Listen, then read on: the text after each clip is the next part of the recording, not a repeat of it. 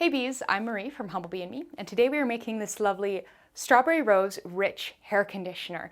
Somebody brought to my attention that pretty much all the conditioners that I have released recently have been cleansing conditioners, and I thought, you're right, it is high time we did something a little richer and thicker, and so here we are. This hair conditioner is a continuation of our strawberry rose series, and so the scent comes from a gorgeous combination of strawberry and rose distillates, both from Essential Wholesale. They're beautiful. Our oil phase is 21%, so it's pretty thick and rich and creamy. We have BTMS 50 for conditioning, and then we have our oils. Babassu oil is our primary carrier oil in this conditioner, and there's also some cetyl alcohol to help add some more body.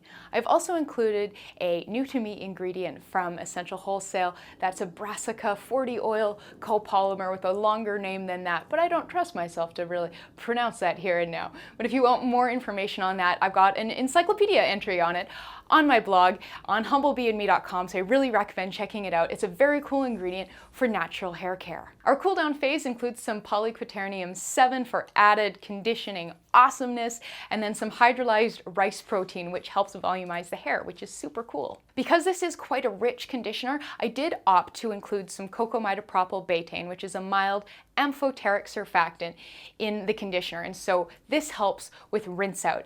If your hair loves oil, you can probably use more water instead of the Cocamidopropyl betaine, but I find that my hair can quickly become weighed down, so I opted to include it so that I could make sure that I could really get the conditioner out of my hair after I, really treated it. If you have made lotion before, you'll be right at home creating this gorgeous, rich conditioner. So come on, let's get started. We're going to begin by combining the ingredients for a heated water phase in a small, heat-resistant glass measuring cup. So you'll need 22.2 grams distilled water, 18 grams strawberry distillate, 36 grams rose hydrosol or distillate, 2.4 grams panthenol, 2.4 grams cetrimonium chloride, and 2.4 grams vegetable glycerine. Up next, we'll combine the ingredients for a heated oil phase in a second heat-resistant glass measuring cup. So you're going to need 6 grams of BTMS 50, 3.6 grams cetyl alcohol, 12 grams babassu oil, and 3.6 grams Brassica campestris illurites 40 oil copolymer.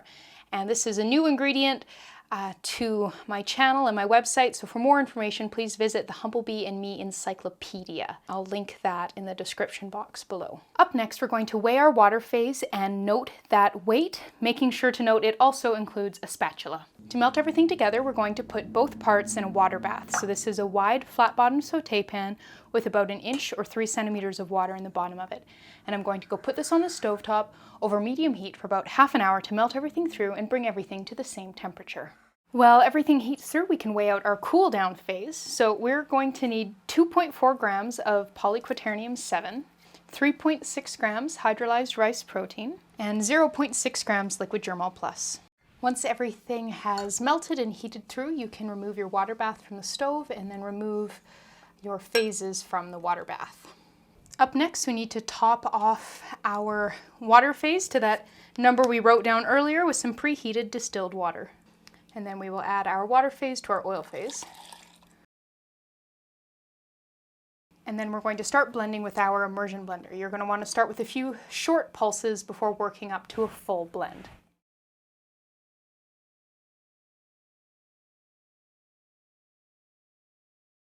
All right, so that was just over 2 minutes of blending. This is still steaming hot, so I'm going to leave it to cool for a while before coming back and blending it some more. All right, so it's been 10 minutes and this is starting to thicken up a little bit, and it's a little bit cooler, but it's definitely still pretty warm. But let's give this another blend.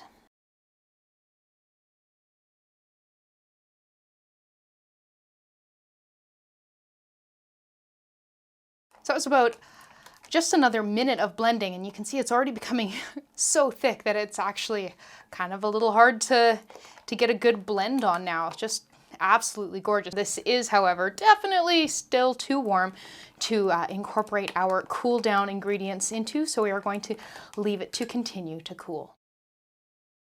All right, so it's been another 10 minutes and woohoo, this is looking so decadent and thick and gorgeous. Fantastic. All right, temperature wise, we are cool enough to add our cool down phase. So we've got our cool down phase here, and I'm going to add 4.8 grams of Cocamidopropyl Betaine because I forgot to add that earlier. To incorporate, we're going to add a scoop of the parent conditioner, give it a stir, and then incorporate that into the main batch.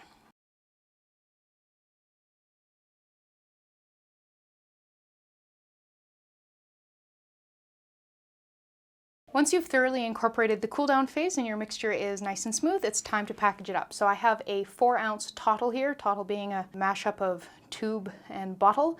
So we're going to pop our conditioner in here. I find it's helpful to pop it in something like this, a measuring cup, and then you can brace it upwards with something else. And so you can use a funnel or you can just free pour.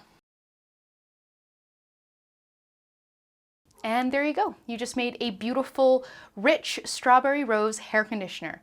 Thank you so much for watching. Please subscribe, and please remember to go down to the description box below this video and click through to read this recipe on my blog for a lot more information. There you'll find the full recipe written out, places to purchase all of the ingredients linked right in the recipe, and information on substitutions, scaling, shelf life, and a whole lot more. So thank you so much, and I'll see you next time.